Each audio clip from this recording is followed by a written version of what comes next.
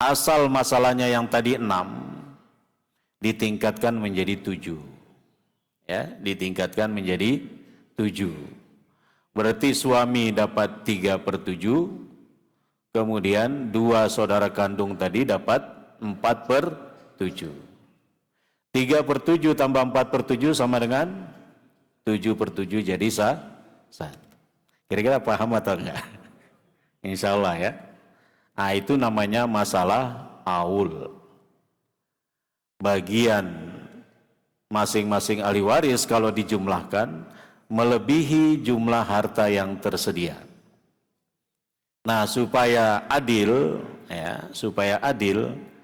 maka bagian masing-masing dikurangi dengan ditingkatkan akar masalahnya, ditingkatkan kelipatan persekutuan terkecilnya itu. Dari mana? Ya dari masalah tadi 3 tambah 4 jadi 7. Sebelumnya kan aslinya yang suami dapat 3/6, yang 2 saudara kandung dapat 4/6. Tapi dengan dijumlahkan 3/6 tambah 4/6 ini lebih, dapatnya 7/6, lebih dari 1. Ya. Dan gak mungkin siapa mau dikasihkan suami dulu, nanti hak 2 saudara kandung ini akan berkurang. Atau sebaliknya mau diberikan kepada 2 saudara kandung dulu, nanti hak suami berkurang. Maka supaya proporsional dan tetap adil tanpa mengurangi salah satu dari yang ada, maka dibesarkanlah akar masalahnya sehingga menjadi 7. Maka suami dapat 3/7, 2 saudara kandung perempuan tadi dapat 4/7, sehingga jumlahnya 1. Nah, itu terjadi pada masa Umar bin Khattab. Seorang wanita namanya Barirah meninggal dunia dan ahli warisnya cuman itu tadi, suami dan 2 saudara kandung perempuan. Sehingga untuk suami 1/2, untuk 2 saudara kandung perempuan 2/3. Apabila pembagian warisan dimulai dari suami, maka hak untuk 2 saudara perempuan sekandung tidak terpenuhi. Namun bila pembagian warisan dimulai dari 2 saudara perempuan sekandung, maka hak untuk suami tidak terpenuhi. Sehingga untuk menangani permasalahan tersebut, Khalifah Umar melakukan ijtihad dengan metode aul. Ini adalah cikal bakal penggunaan metode aul untuk menyelesaikan permasalahan kewarisan Islam pada masa-masa setelahnya. Jadi sekarang di pengadilan agama, kalau terjadi bagian ahli waris itu lebih banyak dari harta yang ditinggalkan, maka menggunakan metode aul. Nah, apa pengertian aul?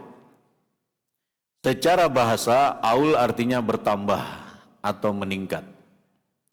Sedangkan menurut istilah fikih, meningkatnya angka asal masalah yang diperoleh dari jumlah total perolehan atau siham masing-masing ahli waris. Jadi tadi kan akar masalahnya 6 untuk kasus pada masa Umar bin Khattab. 1/2 dan 2/3. Akar masalahnya 6. Nah, 6 ini ditingkatkan. Dari mana cara meningkatkannya? Dari jumlah yang diperoleh suami dengan jumlah yang diperoleh 2 saudara kandung tadi, perempuan. Ya. Nah, suami kan tadi memperoleh 3/6. Ya, 3 lah. Sedangkan 2 saudara perempuan tadi memperoleh 4. Nah, jumlah 3 tambah 4 ini 7. Nah, jadi ditingkatkan dari 6 menjadi 7 sehingga bisa dibagi habis, tidak ada yang terkurangi bagiannya.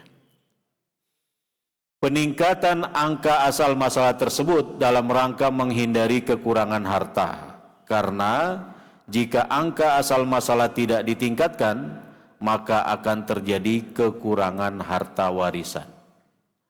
Jadi harta warisannya nggak cukup untuk memberikan kepada seluruh ahli waris. Karena bagian ahli waris itu lebih besar daripada harta yang tersedia. Aul biasanya terjadi ketika ahli waris banyak dan semuanya berasal dari rumpun ahli waris zawil furud. Apa itu zawil furud? Masih ingat? Ahli waris yang sudah ditetapkan bagiannya oleh Allah. Misalnya tadi suami, istri, ayah, ibu, ya. Lawannya apa? Asobah. Ahli waris yang tidak ditetapkan bagiannya tapi dia nanti mendapat sisa. Setelah lebih dulu dibagikan kepada zawil furud. Sehingga menghabiskan semua harta dan bahkan bisa kekurangan harta. Maka diperlukan meninggikan asal masalah agar semua ahli furud dapat memperoleh hak-haknya. Namun demikian konsekuensinya adalah adanya pengurangan kadar bagian yang harus ditanggung oleh masing-masing ahli waris secara proporsional. Namun tidak sampai kehilangan haknya. Nah, jadi semuanya dikurangi. Yang tadinya dapat 3/6 menjadi dapat 4/7. 3/7. Yang tadinya dapat 4/6 menjadi dapat 4/7. Berkurang enggak itu? Bagiannya berkurang. Karena akar masalahnya ditingkatkan. Contoh kasus, ini contoh kasus yang lain ya. Jadi contoh kasus sederhana tadi pada masa Umar, seorang wanita atau seorang istri meninggal. Ahli warisnya suaminya dan 2 saudara kandung perempuan. Nggak ada ahli waris yang lain. Anak nggak ada, ayah ibu nggak ada. Ya, pokoknya ahli warisnya cuma 3 itu. 1 suami dan 2 saudara kandung. Maka menurut ketentuan Allah, suami dapat 1/2. Karena tidak ada anak dari yang meninggal ini. Si mayit nggak punya anak. Maka suami dapat 1/2. Sedangkan 2 saudara kandung, karena tidak ada penghalangnya, tidak ada anak, tidak ada ayah ibu, maka 2 saudara kandung perempuan ini juga tidak ada asobanya, tidak ada saudara kandung laki-laki, karena dia 2 orang, maka dapat 2/3. Itu contoh sederhananya, sehingga kalau dijumlahkan 1/2 sama 2/3 ini tidak mencapai 1, tapi melebihi 1. Nah, di sini ada contoh lain. Coba Bapak Ibu bayangkan ya, karena displaynya tidak bisa, kendala teknis tadi. Seseorang meninggal dunia, harta warisannya 60 juta. Berapa harta warisannya? 60 juta. Dengan ahli waris terdiri dari 1 istri, berarti yang meninggal suami. Ya. 2 ibu, 3 2 saudara perempuan kandung, 4 1 saudara perempuan seibu. 1 saudara perempuan seibu. Ini ahli warisnya. Kira-kira istri dapat berapa? Istri bagiannya berapa dalam Al-Quran? 1/4 atau 1/8? 1/4 kalau tidak ada anak, ya, 1/8 kalau ada anak. Berarti istri dapat berapa dalam kasus ini? 1/4. Ya, 1/4 kali 60 juta. Berapa? 15 juta. Kemudian ibu dapat berapa? 1/6. Wah, ibu-ibu yang jawab. Berarti dapat berapa? 1/6 kali 60 juta, 10 juta. Lebih banyak istri tadi ya. Tapi kadang-kadang bagian istri itu nggak diberikan. Kemudian 2 saudara perempuan kandung dapat berapa? Sama dengan kasus Umar bin Khattab tadi. 2/3. Kali 60 juta berapa? 2/3 kali 60 juta, 40 juta. Sudah berapa semua itu? Sudah 70. Tadi hartanya berapa? 60. Masih ada satu orang, satu saudara seibu. Berapa saudara seibu itu?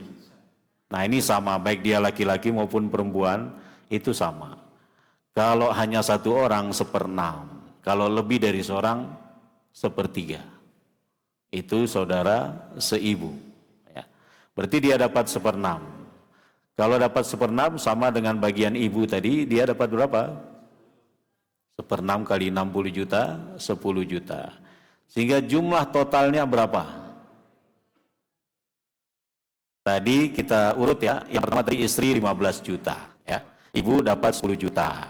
Dua saudara kandung tadi dapat 40 juta. Kemudian yang terakhir, saudara seibu 10 juta. Jumlah total berapa? 75 juta. Hartanya tadi berapa? Berarti kurang 15 juta.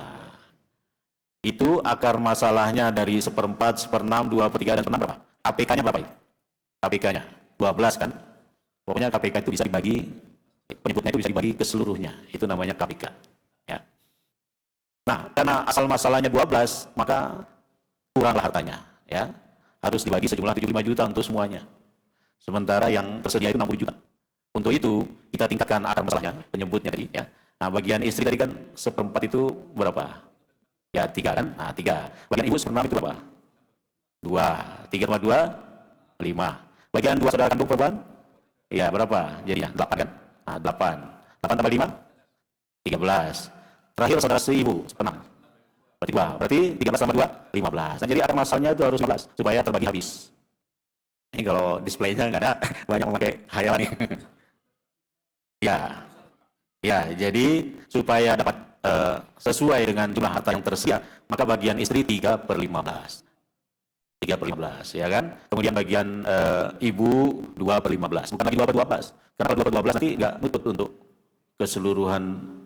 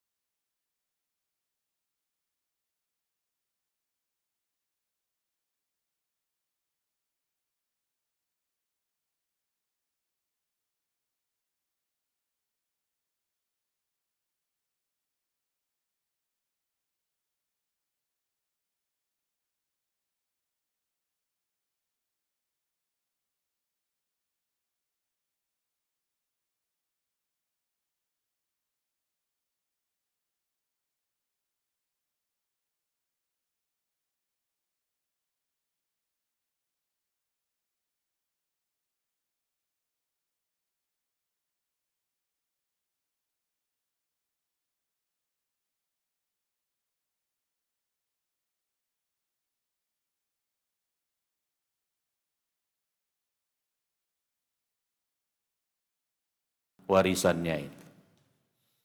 Nah, itulah inti dari sebenarnya ada contoh yang lain, tapi minimal Bapak Ibu sudah paham apa itu aul. Aul terjadi ketika banyak ahli waris, terutama zawil furud, bagian-bagiannya lebih banyak dari harta peninggalan. Nah, bagaimana supaya tidak ada yang diabaikan haknya?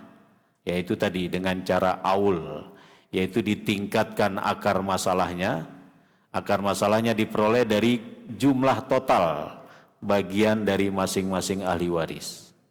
Nah, sehingga dengan demikian seluruhnya terkurang bagiannya, tapi hartanya mencukupi untuk dibagikan.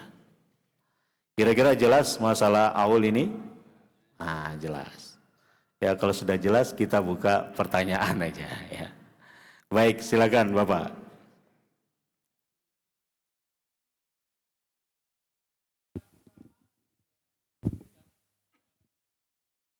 Ya, harta bersama itu kan istilah lain dari harta gonogini.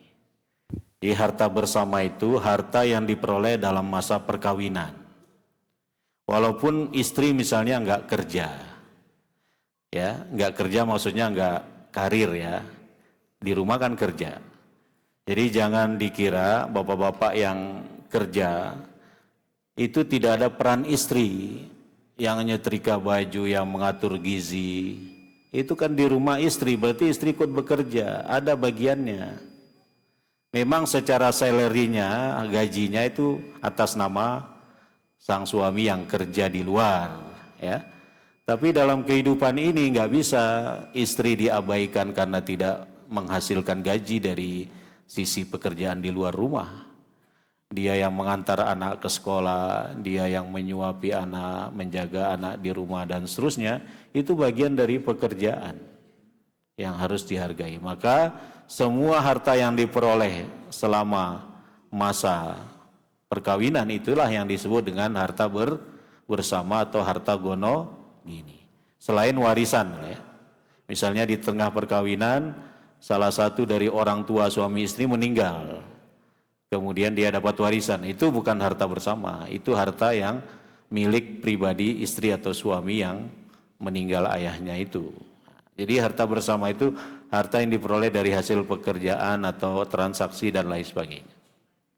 Minus harta warisan. Ada lagi? Kalau tidak ada, ini ada buku Fatimah Az-Zahra. Kemarin yang terakhir ibu-ibu atau bapak-bapak yang dapat? Nah, sekarang bapak-bapak ya, tapi judulnya Fatimah Az-Zahra. Ya, ngasih istrinya atau ngasih anaknya. Pertanyaannya, nah, apa pertanyaannya? Baik, supaya paham tentang masalah yang kita bahas, jelaskan kasus yang terjadi pada masa Umar bin Khattab sehingga beliau berijtihad untuk membagi harta yang ada kepada semua ahli waris. Monggo, Pak.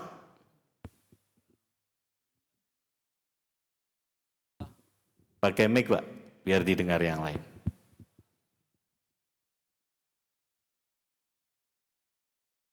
Assalamualaikum warahmatullahi wabarakatuh. Waalaikumsalam. Kasus tentang aul ya, Ya. itu adalah bermula dari jumlah warisan, pembagian harta waris yang melebihi dari jumlah harta yang tersedia. Artinya ketika jumlah pembagian itu ketika dijumlahkan lebih dari satu, maka dibuat ijtihad oleh Umar. Siapa yang meninggal pada masa Umar bin Khattab? Yang meninggal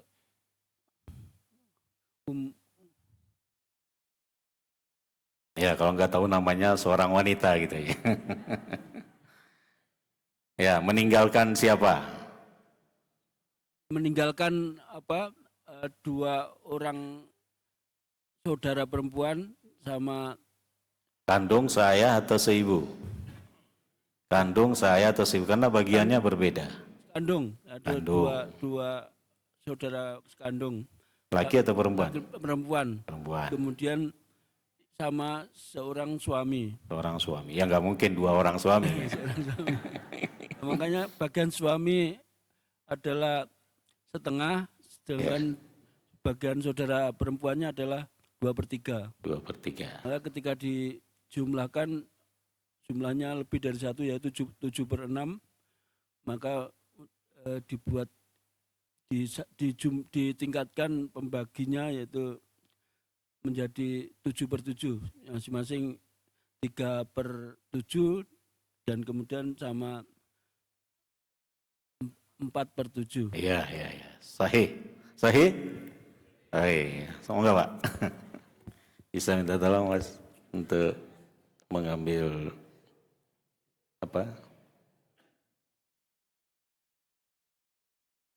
Wah, ini sudah bawa buku ini. Pantas jawabannya benaran.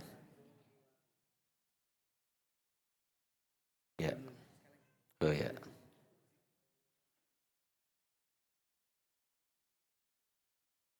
Baik, itu semoga bermanfaat.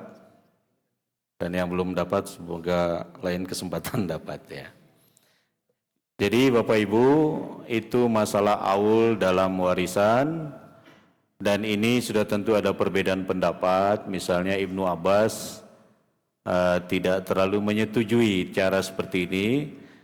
Kalau Ibnu Abbas mengatakan, ya sudahlah, bagi sesuai yang telah ditetapkan Allah. Tapi lebih diutamakan yang paling dekat kekerabatannya dengan mayit. Misalnya suami paling dekat kekerabatannya dengan karena dia tidak dapat asobah, dia hanya zawil furud saja. Ya itu, tapi umumnya praktek-praktek di pengadilan agama atau penyelesaian di tingkat keluarga itu menggunakan metode aul yang juga merupakan ijma para ulama.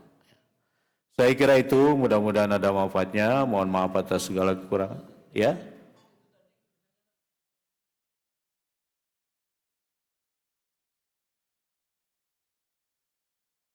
Nah itu nanti bulan depan, namanya rot.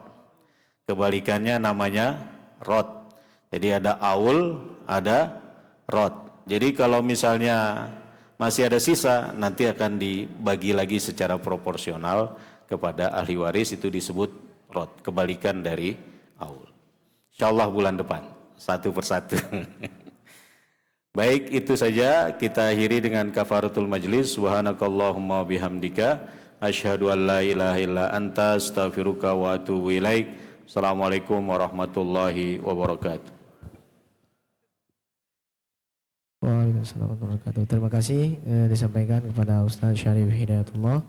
Mudah-mudahan apa ilmu yang disampaikan beliau pada pagi hari ini dapat kita amalkan ke depannya sebagai pengetahuan lebih baik untuk menjalankan kehidupan ke depannya. Terima kasih, mudah-mudahan Ustaz selalu dalam keadaan sehat walafiat, diberikan Allah Subhanahu wa taala kesehatan, keluasan rezeki, mudah panjang dan barokah, dan selalu Allah Subhanahu wa taala dimudahkan segala urusannya, amin ya rabbal alamin.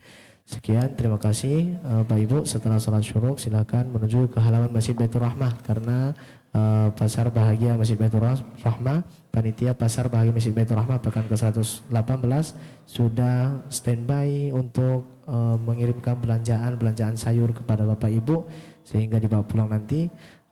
Itu saja, terima kasih. Assalamualaikum warahmatullahi wabarakatuh.